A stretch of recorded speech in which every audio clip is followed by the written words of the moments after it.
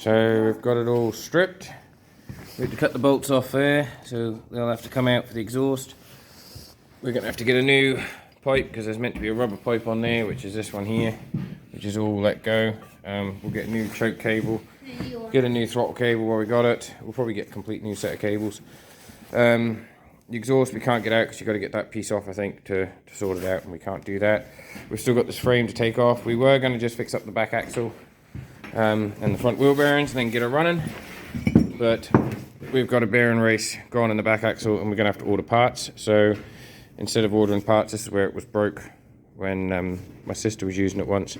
We did get the bearing to move, but we will take it in and then give her a clean up inside as well with a bit of sandpaper because she's quite grooved in there. And then clean up the brakes. Brakes looked alright. We might have to get a starter clutch or whatever you call it for the thing. We'll take the swinging arm off, we'll take everything apart, inspect everything, clean everything, paint everything, and then put it all back together. And this is just a little project for my little boy and I. So the history of this is my sister bought it, I think, in about 97, 98. Might have even been older than that. And she used it to gather the farm when we had 32,000 acres, which was up in the mountains. It's done a lot of work. In fact, it's done more than those two probably put together. And then when she got outgrowing it, I ended up using it for, I think it was 4 years. And then my mum used it for a year or two, and then she got parked up because of the front wheel bearings. We have got wheel bearings, but we don't know if they're the right ones or not. But because she was sat for the last 9 years, she's been in storage for 9 years, she's sort of, a few little things have started to play up on it. So we decided instead of just getting it running, we will go for gold. So we're going to replace shocks, replace the exhaust system, get a new bit for the carb, humming and hawing about whether we're going to get a barrel and piston and do that at the same time. It is looking like it might be a good idea. And we'll take the wire and harness off. Anything that looks bad or dirty we'll clean up. She used to run, so I'm hoping that electrically she should be all good. We have to order a light headlight housing for the front. We'll strip down the back, sort all that out, and then, yeah, I haven't been able to find the actual information of it. I've got a sticker there, which I don't know what that means. But I haven't been able to find another thing on the frame where it says what model it is, year it is, etc. So we're hoping once we start stripping it down, we should be able to find something. There is a possibility that it's probably fallen off with the years of abuse that it's had, but we can still get nearly everything we need for it.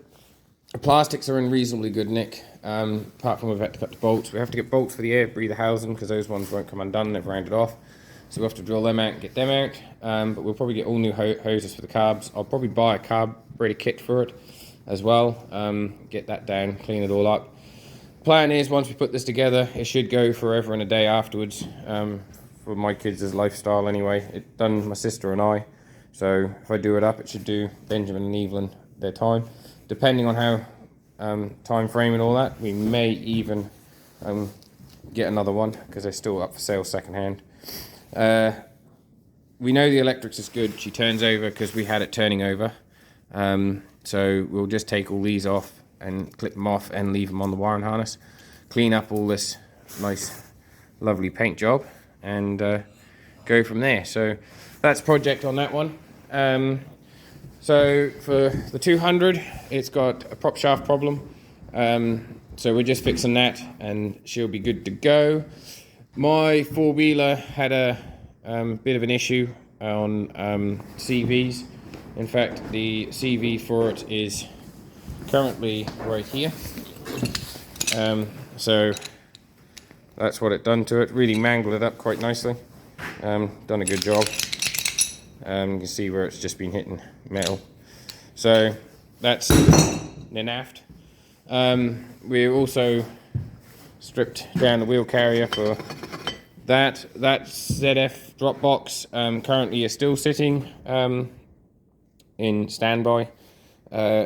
We may have a seal and all that for it, but we also have got another axle, so that we got another drop box that we will sort out. So this is off the Rover, the handbrake thingy, as they would call it, and we'll sort that out. So yeah, other than that, we've got really good. We're just packing up now, head back to Stanley, and we'll be good. That bike's waiting for a new inner tube to turn up. Sadly, he didn't have it very long, but they put the inner tubes in wrong, and I didn't think to look. That one's going all good. Those 3 down there are going. Apart from that one does die every now and then. We think it might need a carburetor sorting out on it. But other than that, it sort of goes. So, and as you can see, there's no digger in here at the moment. It seems to be, touch wood, working all right. We've literally just moved it out, and that's about it really. So next couple of weeks we'll give that a go and see what it's like. So don't forget to like and subscribe, please. And we will catch us in the next one. And the digger's on top of the hill.